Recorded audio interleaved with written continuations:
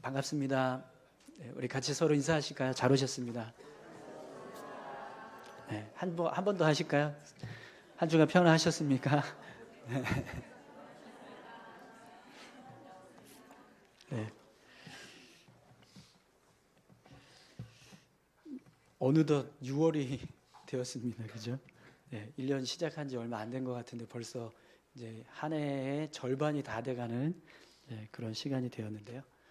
새로운 한 달을 하나님께서 주셨는데 우리 한 달 동안 믿음으로 승리하시기를 소망합니다. 오늘은 사도행전 24장 10절에서 23절까지 말씀을 가지고 바울의 변론이란 제목으로 같이 함께 말씀을 좀 나누겠습니다. 지난주 말씀에서 유대인들이 바울을 고발하기 위해서 더둘로라고 하는 이 변호사를 고용해서 이제 벨릭스 총독에게 바울을 고발하는 내용을 함께 볼 수 있었습니다. 그런데 이 더둘로라고 하는 변호사가 바울을 이제 고발하기 위해서 벨릭스 총독에게 했던 그런 말들을 보면 바울의 죄를 밝히려고 하기보다 그냥 이 벨릭스 총독의 심기를 불편하지 않게 하고 또 그의 환심을 사기 위해서 애를 쓰는 그런 말을 하는 걸 볼 수 있었습니다. 또 그가 바울을 고발했던 내용도 보면 사실은 다 근거 없는 그냥 거짓된 모함이었다라는 것을 우리가 알 수 있었는데요. 그래서 더둘로의 모습을 보면 인간의 힘과 능력을 의지하는 사람이 얼마나 하나님 앞에서 불의하고 악한 모습으로 설 수 있는가, 그것을 우리가 함께 볼 수 있었습니다. 더둘로는요 전혀 하나님을 의식하지 않고 오로지 사람의 힘과 능력을 의식하면서 사는 사람이었습니다. 그러다 보니까 자신이 행하는 일들이 하나님 앞에서 불의하고 악해 보여도 전혀 그걸 신경 쓰지 않는 거죠. 오로지 그냥 자신의 유익을 얻기 위해서 사람의 눈과 귀를 이제 의식하고 또 속이려고 하는 어떤 그런 불의한 일들을 서슴지 않고 행하는 모습을 우리가 함께 보았습니다.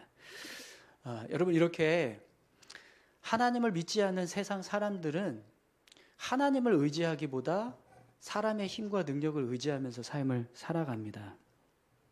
그래서 그들의 삶의 모습을 보면 그들이 행하는 일들이 하나님 앞에서 불의하고 악이 되어도 전혀 그것을 신경 쓰지 않으면서 삶을 살아갑니다.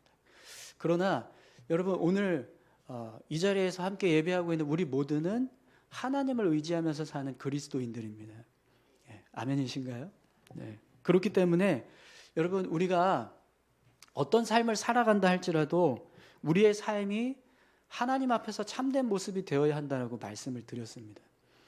우리가 살아가는 삶의 모습이 사람들에게는 칭찬 듣는 모습인데 하나님에게는 칭찬 듣지 못하는 모습이라면 그 모습은 잘못된 삶을 살고 있는 거라고 그렇게 말씀을 드렸습니다. 여러분, 오늘 저와 여러분들의 삶의 모습이 하나님 앞에서 칭찬 듣는 모습 될 수 있기를 소망합니다. 그래서 여러분, 오늘 본문을 보시면 이제 바울이 자신을 변론하기 위해서 벨릭스 총독에게 이제 변론하는 내용을 기록하고 있는데요. 근데 그 내용을 보시면 하나님 앞에서 칭찬 듣는 사람은 어떤 모습인가를 알게 됩니다.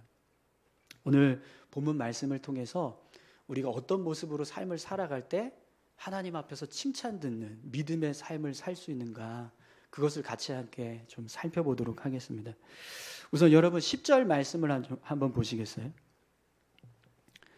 10절 말씀입니다. 총독이 바울에게 머리로 표시하여 말하라 하니 그가 대답하되 당신이 여러 해 전부터 이 민족의 재판장 된 것을 내가 알고 내 사건에 대하여 기꺼이 변명하나이다. 아멘.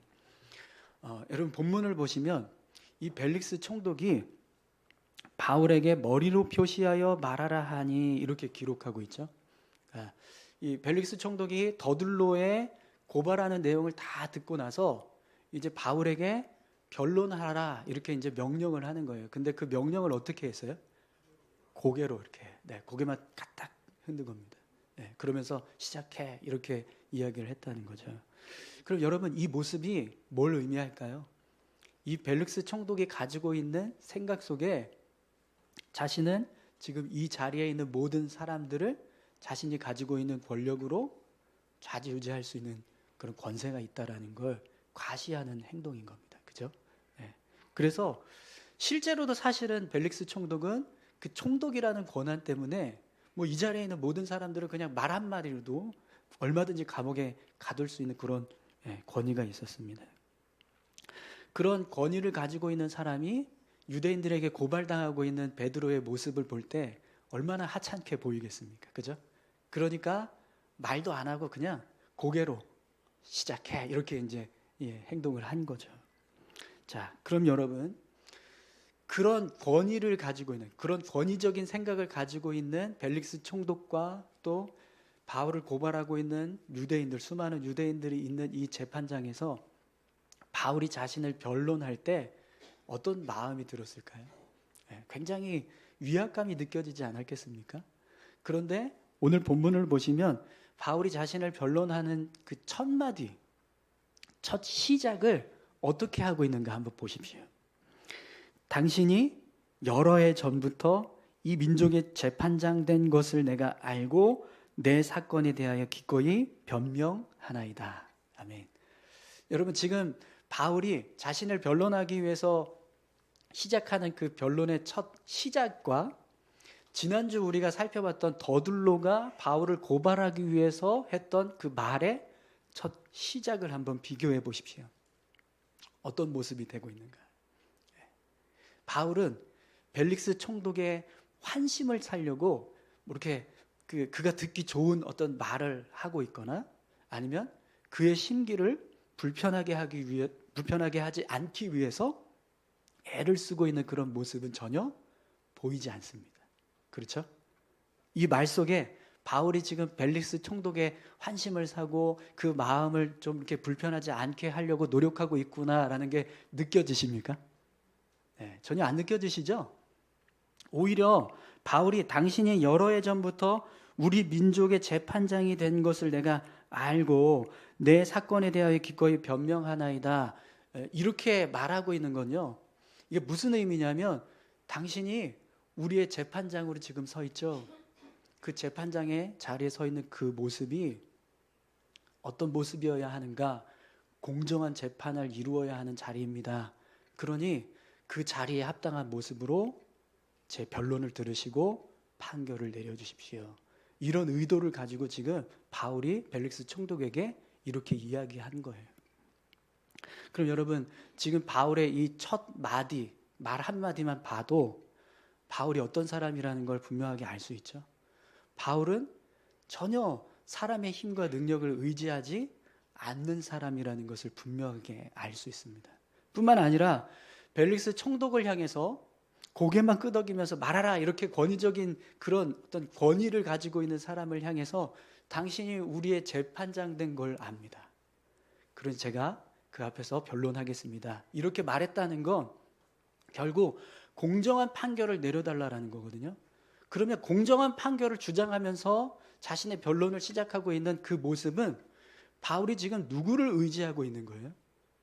하나님입니다. 네. 하나님 모실 때 벨릭스 총독도 공정한 판결을 내려야 하는 재판장의 자리에 있습니다.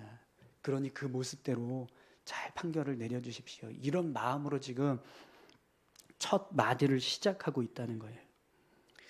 여러분 사실 지금 바울은 벨릭스 총독의 도움을 받기 위해서 이 자리에 서 있는 게 아닙니다. 그죠?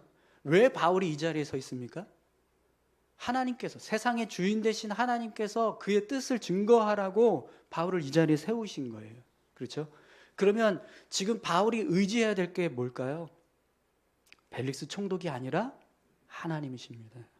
그래서 지금 바울의 이 말 한마디 내용 그 모습만 봐도 그가 지금 하나님을 의지해서 자신을 변론하는 그런 일들을 하고 있다는 사실을 분명하게 알 수 있습니다. 여러분 오늘 저와 여러분들의 모습이요 이렇게 바울처럼 우리가 하나님을 의지하는 사람이라는 것을 분명하게 나타낼 수 있기를 소망합니다. 우리가 삶을 살아가는데 우리의 삶의 모습 속에서 이 사람은 누구를 의지하는 사람인가, 뭘 붙잡고 사는 사람인가, 그게 사실은 보입니다. 그렇죠?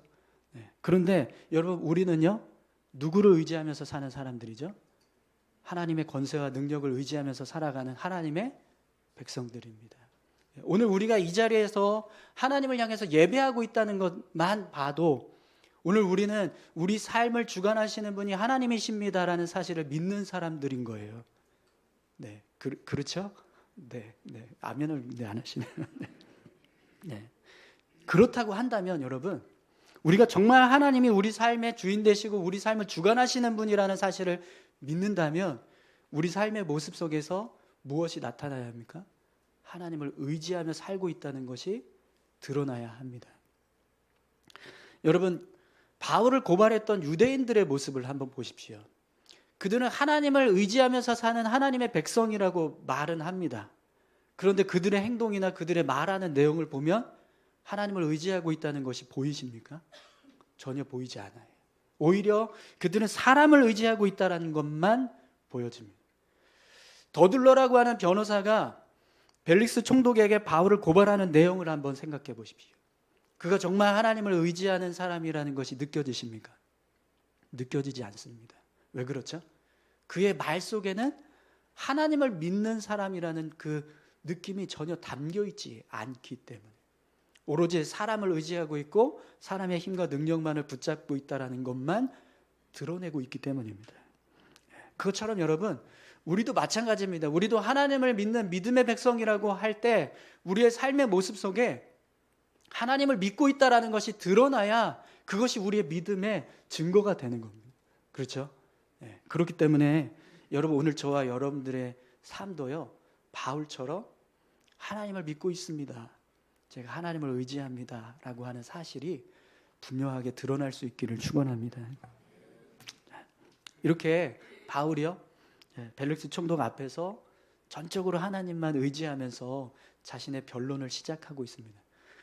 그가 어떤 변론을 하고 있는가 한번 여러분 말씀을 한번 보시죠. 11절에서 13절까지 말씀인데요.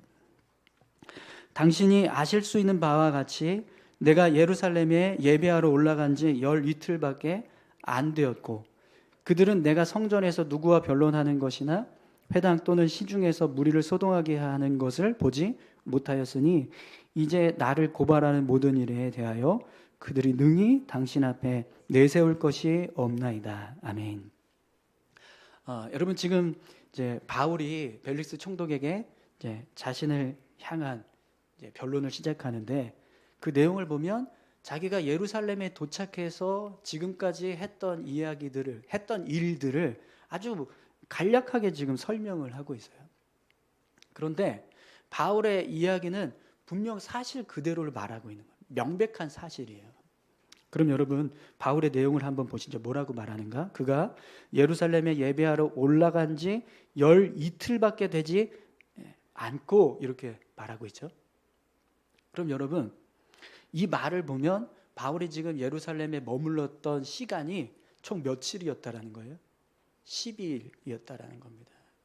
그 12일 동안에 자신이 행한 일들을 보면 유대인들이 고발하고 있는 내용처럼 성전을 더럽게 했다거나 아니면 무리를 소동하게 했던 일들은 사실 전혀 없다라는 거죠.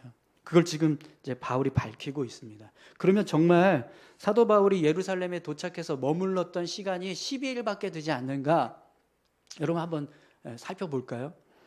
사도행전 21장 17절 이하부터 보면 바울이 예루살렘에 도착했던 그 순간부터 시작해서 이제 그가 예루살렘에서 머무는 동안 어떤 일을 했는가 이제 쭉 설명이 됩니다.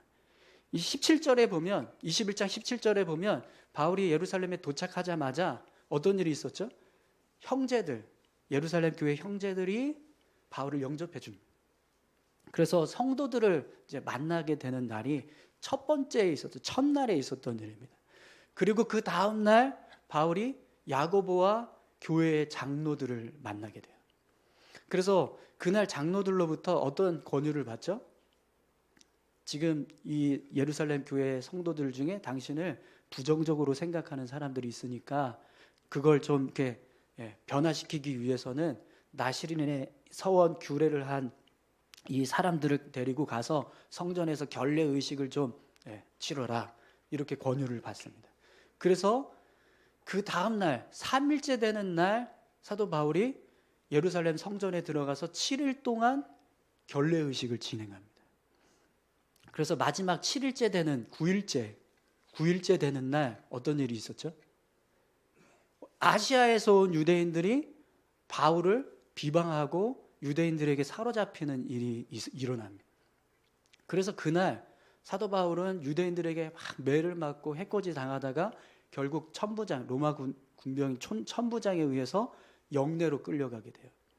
그리고 그때 자신이 로마 시민이라는 것을 이야기합니다. 그리고 그 다음날 천부장이 어떤 일을 하죠? 사내들인 공회에 바울을 세워주죠. 그게 10일째 되는 날이었어요. 그리고 나서 사내들인 공회에서도 바울이 왜 고발을 당하는가 그게 분명하게 밝혀지지 않으니까 다시 천부장이 영내로 데리고 와서 보호하고 있었습니다. 그리고 그날 밤에 하나님께서 너가 로마에 가서 복음을 전해야 된다, 그 이야기를 사도 바울에게 해주시죠. 그리고 그 다음날 어떤 일이 있었죠? 11일째 되는 날 바울의 생질, 조카가 와서 유대인들이 지금 바울을 죽이기 위해서 먹지도 마시지도 않고 있는 40명이 지금 암살단이 지금 생겼다, 그래서 구체적으로 바울을 죽이려고 한다, 이런 계획을 알려줘요. 그래서 그날 밤에 이 천부장이 어떻게 하죠? 가이사랴로 바울을 이송시킵니다. 그리고 밤새 가이사랴로 가서 그 다음날 12일째 되는 날 바울이 가이사랴에 도착을 해요. 그래서 벨릭스 총독 앞에 서게 됩니다.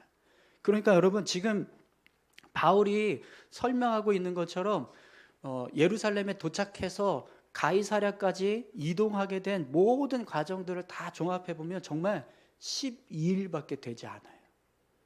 그럼 여러분, 12일 동안 지금 이제 유대인들이 바울을 고발했던 내용들이 있는가, 그걸 살펴야 되잖아요.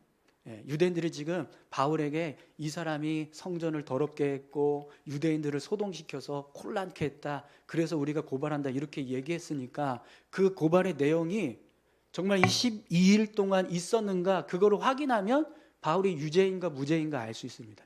그런데 여러분, 12일 동안 바울이 설명했던 내용을 보세요. 성전을 더럽혔거나 유대인들을 소란케 했던 일이 있었습니까? 없었어요. 그죠? 이틀은 예루살렘 교회 성도들과 지도자들을 만났고, 그리고 나머지 7일은 예루살렘 성전에 들어가서 결례의식을 진행했고, 그리고 그날부터 시작해서 유대인들에게 붙잡혀서 괴로움을 당했어요. 감옥에 갇혔어요. 그리고 결국에는 가이사까지 왔습니다. 그럼 여러분, 지금 바울이 자신에 대해서 이야기한 이 사실만 보면 유죄예요, 무죄예요? 무죄예요. 무죄입니다. 그죠? 유대인들이 아무리 바울이 성전을 더럽혔고 사람들을 혼란케 했다, 소동시켰다, 이렇게 이야기해도 그런 사실이 없어요. 12일 동안 그렇게 할 수 있는 일이 없었어요. 할 수도 없었습니다. 그죠? 그러면 여러분, 지금 바울이 이 설명하고 있는 자신의 이 변론만 봐도요, 바울은 더 이상 재판을 받을 이유가 없습니다. 그렇죠? 명백하게 유대인들의 고발이 거짓이라는 것이 분명하게 드러나요. 그러면 벨릭스 총독이 바울의 이야기를 듣고 실제로 바울이 12일 동안 예루살렘에서 어떻게 행동했는가, 그거 행적을 확인하면 어떻게 될까요? 분명히 알 수 있습니다. 그죠? 그리고 유대인들이 고발하고 있는 이 내용도 거짓이라는 게 분명하게 드러나는 겁니다. 자, 그러면 여러분, 지금 바울의 설명만 봐도 더 이상 이 재판은 지속될 이유가 없는 재판이 되는 거예요. 그러면 그 다음에 바울이 벨릭스 총독을 향해서 이야기할 수 있는 내용이 뭘까요? 나를 고발하고 있는 저 사람들의 그 고발하는 내용, 그게 거짓입니다. 그걸 말할 수 있겠죠? 그래서 오늘 본문에서 보면 바울이 총독에게 뭐라고 이야기합니까? 이제 나를 고발하는 모든 일에 대하여 그들이 능히 당신 앞에 내세울 것이 없나이다, 이렇게 분명하게 얘기하고 있습니다. 제가 설명한 걸 들어보시면 지금 유대인들이 바울을 고발하고 있는 이 내용에 대해서 반박할 수 있는 증거가 없습니다. 그렇게 지금 바울이 이야기했다라는 거예요. 예, 그렇지 않습니까? 자, 그러면 그 다음에 바울이 할 수 있는 말이 뭘까요? 벨릭스 총독님 다 아셨죠? 그러면 저를 고발하고 있는 저 유대인들 처벌해 주시고 저를 자유롭게 풀어 주십시오. 이렇게 말할 수 있을 겁니다. 그죠? 그런데 오늘 본문을 보시면 이 말을 한 다음에 바울이 뭐라고 벨릭스 총독에게 이야기하는가 한번 보십시오. 14절에서 16절까지 말씀을 보겠습니다. 그러나 이것을 당신께 고백하리이다. 나는 그들이 이단이라 하는 도를 따라 조상의 하나님을 섬기고 율법과 선지자들의 글에 기록된 것을 다 믿으며 그들이 기다리는 바 하나님께 향한 소망을 나도 가졌으니 곧 의인과 악인의 부활이 있으리라 함이니이다. 이것으로 말미암아 나도 하나님과 사람에 대하여 항상 양심에 거리낌이 없기를 힘쓰나이다. 아멘.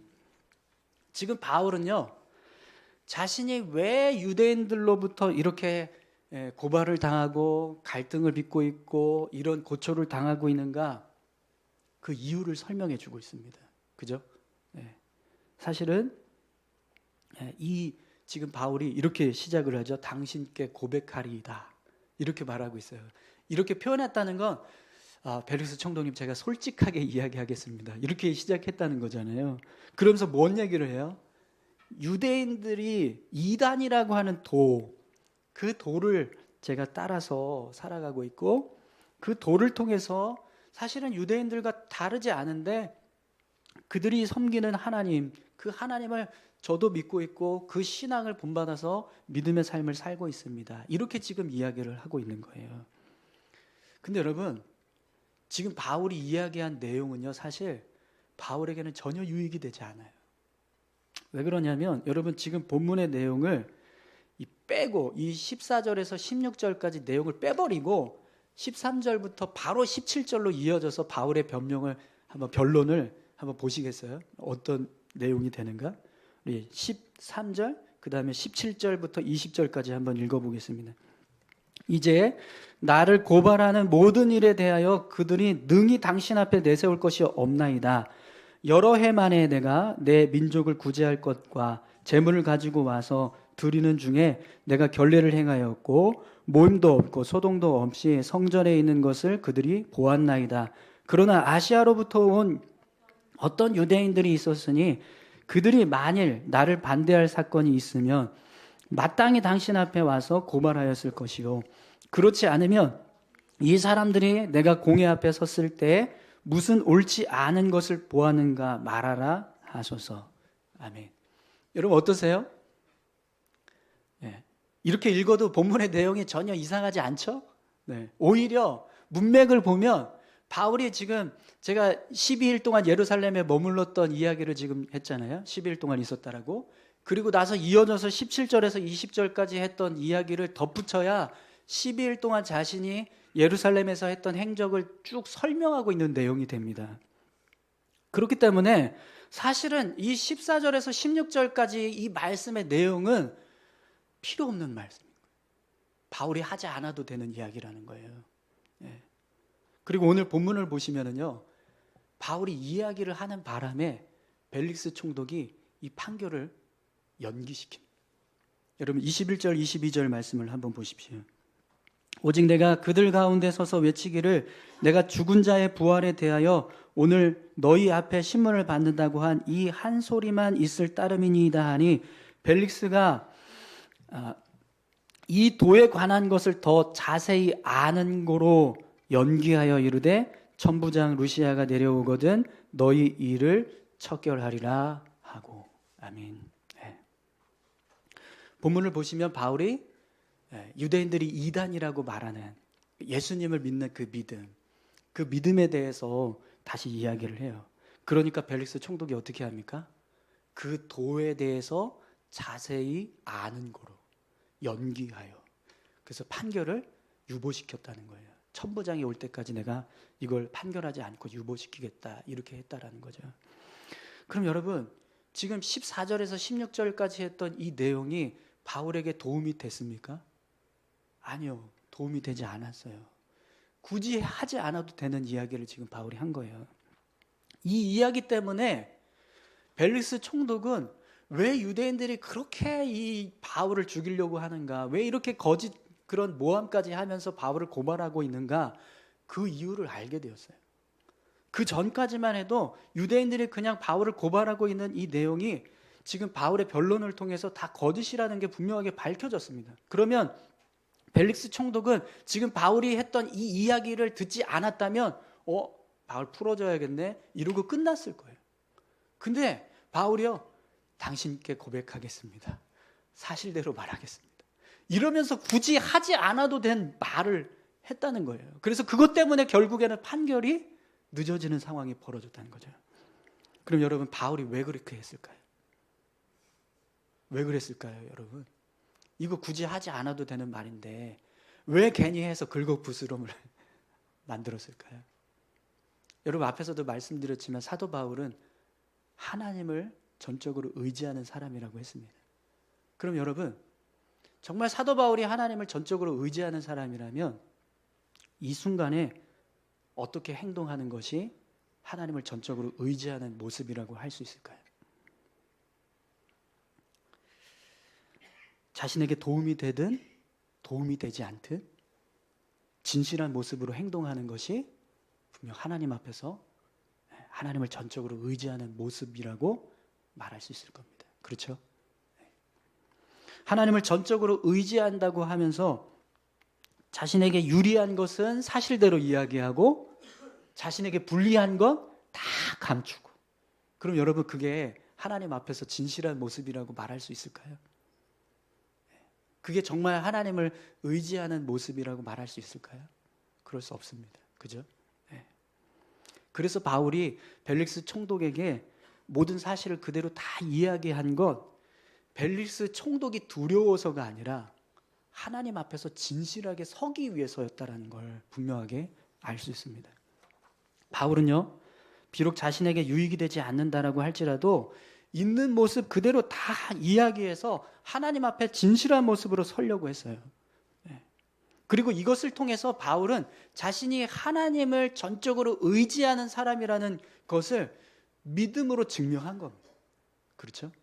그럼 여러분, 이 말하는 내용을 하나님께서 보셨을 때 하나님은 바울을 향해서 뭐라고 말씀하셨을까요? 바울을 향해서 이 이야기를 듣는, 이 이야기하는 모습을 보시면서 하나님께서 바울에게 뭐라고 말씀을 하신다면 뭐라고 했을까요? 야, 너는 왜 이렇게 융통성이 없냐? 굳이 그런 이야기는 하지 않아도 되는데 왜 그걸 해가지고 긁어부스럼을 만드냐? 이거 얘기 안 했으면 벨릭스 총독이 너 바로 풀어줬을 텐데. 그렇지 않냐? 근데 뭐하러 얘기했니? 네, 이렇게 말씀하셨을까요? 아닐 겁니다. 그죠? 바울아, 잘했다.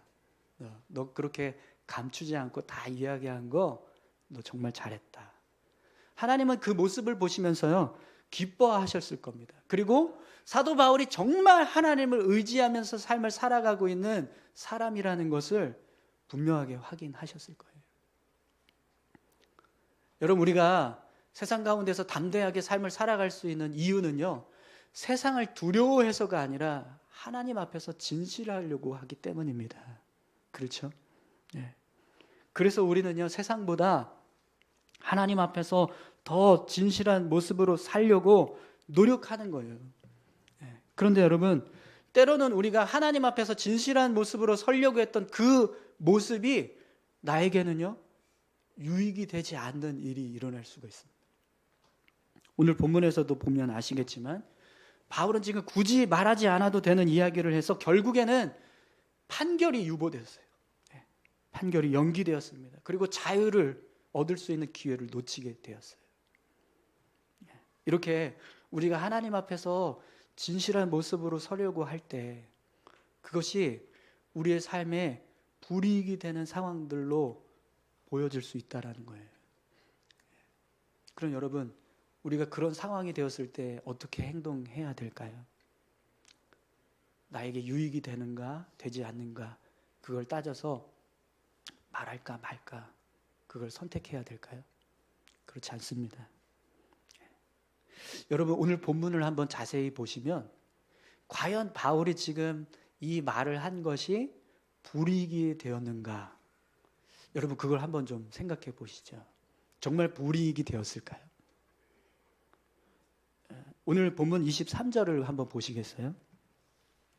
벨릭스 총독이 이 바울의 말을 듣고 어떤 판결을 유보하겠다라고 합니다. 그런데 백부장을 향해서 뭐라고 명령하는가 한번 보세요. 백부장에게 명하여 바울을 지키되 자유를 주고 그의 친구들이 그를 돌보아 주는 것을 금하지 말라 하니라. 아멘. 네. 여러분 지금 이 벨릭스 총독이요 바울에게 바울을 지키고 대신에 어떻게 해요? 자유를 주고 친구들이 그를 돌보는 것을 금하지 말라 이렇게 명령하고 있어요. 그러면 지금 벨릭스 총독은 바울이 유죄라고 생각했을까요? 무죄라고 생각했을까요? 무죄라고 생각한 거예요. 그죠? 바울이 무죄라는 거 분명하게 알았어요. 그런데 바울이 가지고 있는 바울이 지금 이야기했던 그 그것 때문에 지금 이 판결의 내용을 지금 연기시키고 있는 겁니다. 대신에 그에게는 자유를 주고 가이사랴에 있는 형제들과 같이 교제할 수 있는 기회를 주고 있어요. 근데 여러분 오늘 본문에 보시면 이 백부장에게 명하여 바울을 지키되라고 명령하고 있잖아요.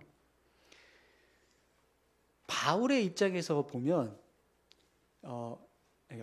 벨릭스 총독의 입장에서 보면 바울을 지킨다라는 건 뭘 하는 거예요? 도망가지 못하게 지키고 있어라 이거잖아요. 근데 여러분 그걸 반대로 바울의 입장에서 한번 생각해 보세요. 이 지키다라는 건 어떤 의미가 돼요? 유대인들로부터 안전하게 보호하라 이게 되는 겁니다. 벨릭스 총독은 도망가지 말도록 지켜라 이렇게 말을 했어요. 그런데 바울의 입장에서는요 안전하게 이 벨릭스 총독이 거하고 있는 이 가이사랴 이 헤롯 궁에서 안전하게 머물고 있고 또 계속해서 가이사랴에 있는 믿음의 형제들과 교제하면서 어떤 일을 이룰 수 있게 된 거예요?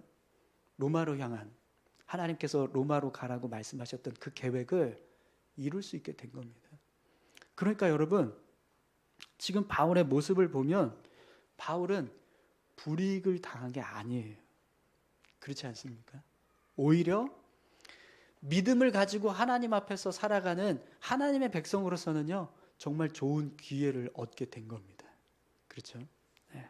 사랑하는 성도 여러분, 오늘 저와 여러분들의 삶도 바울의 모습처럼 그렇게 하나님 앞에서 믿음을 지키는 그런 삶을 살 수 있기를 간절히 소망합니다. 오늘 우리가 믿음의 삶을 살기 위해서 어떤 일을 했을 때 그것이 내게 세상적으로 볼 때는 불이익이 되는 일이라 할지라도 그게 결국에는요 하나님 앞에서는 유익이 될 수 있다라는 사실을 우리는 분명하게 알 수 있습니다. 여러분 우리가 삶을 살아갈 때 우리 마음을 하나님 앞에서 숨길 수 있을까요? 어떠십니까? 하나님께서 우리 마음 가운데 있는 우리가 은밀하게 감추고 있는 것을 보시지 못하는 것이 있을까요? 없을 겁니다. 그죠? 왜냐하면 하나님은 우리 마음 중심을 다 깨뚫고 계시는 분이니까요. 그러니까 하나님 앞에서 우리가 숨길 수 있는 건 아무것도 없습니다. 그런데 여러분 그것뿐만이 아닙니다. 우리가 삶을 살아가는 모습도 하나님 앞에서 숨길 수 있는 것은 아무것도 없습니다. 그죠? 하나님은 우리의 마음 중심만 다 꿰뚫고 계시는 것이 아니라 우리 삶 전체를 보고 계시기 때문이에요. 그렇기 때문에 우리가 하나님 앞에서 숨길 수 있는 것은 사실 아무것도 없습니다. 그럼 여러분 우리가 어떻게 사는 것이 하나님 앞에서 온전하게 사는 모습일까요? 진실하기 위해서 힘쓰는 겁니다. 그렇죠?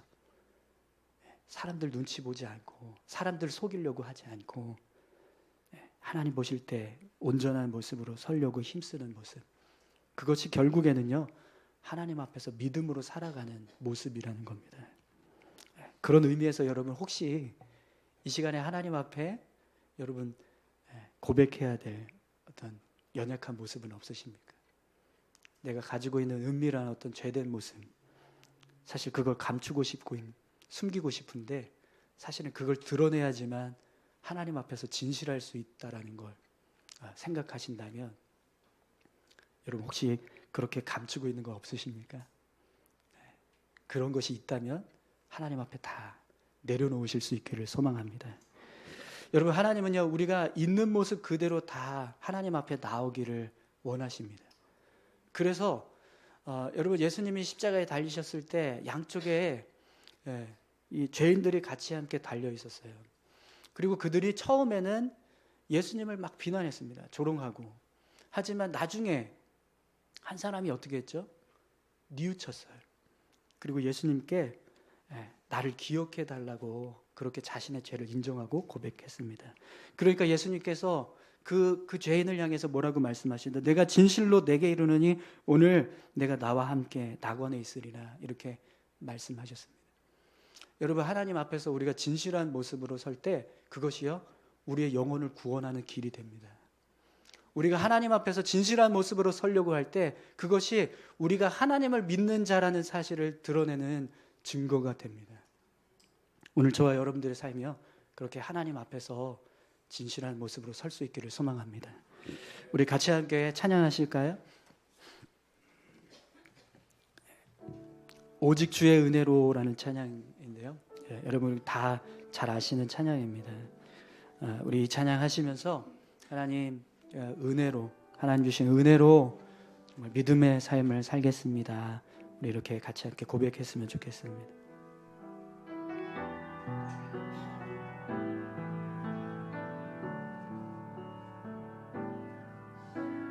오직 주의 은혜로 지금 여기 서 있네. 한없는 경배, 한없는 찬양, 내 영혼 예배드리네.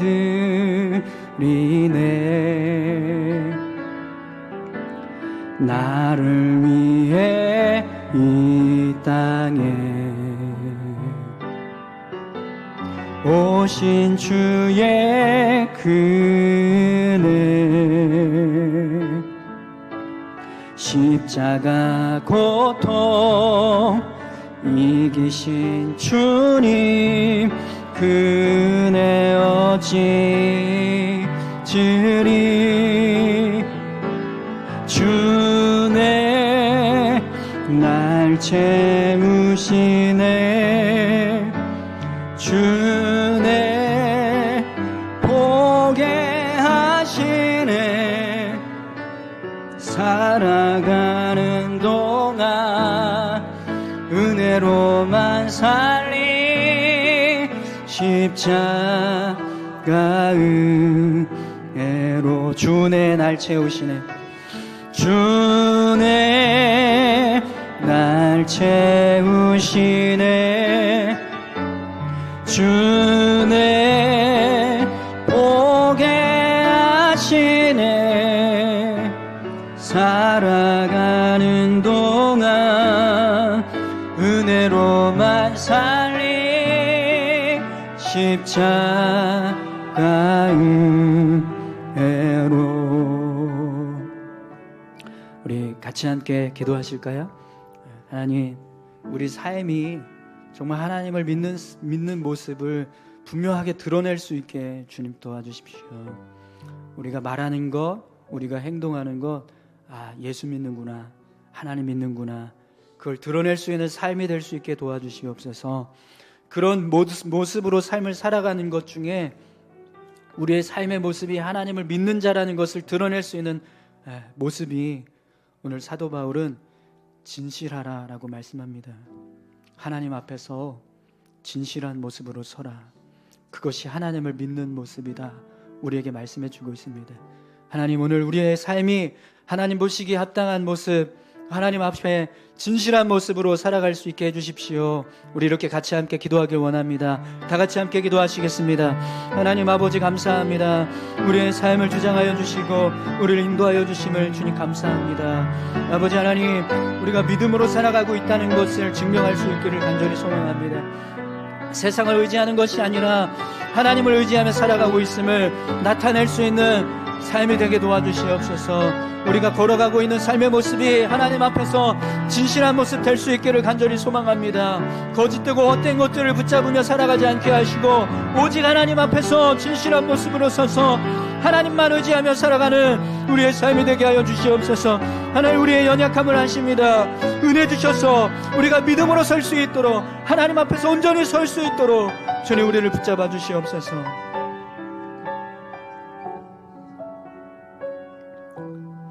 하나님 아버지, 하나님, 정말 하나님 앞에 진실한 모습으로 설 수 있기를 소망합니다.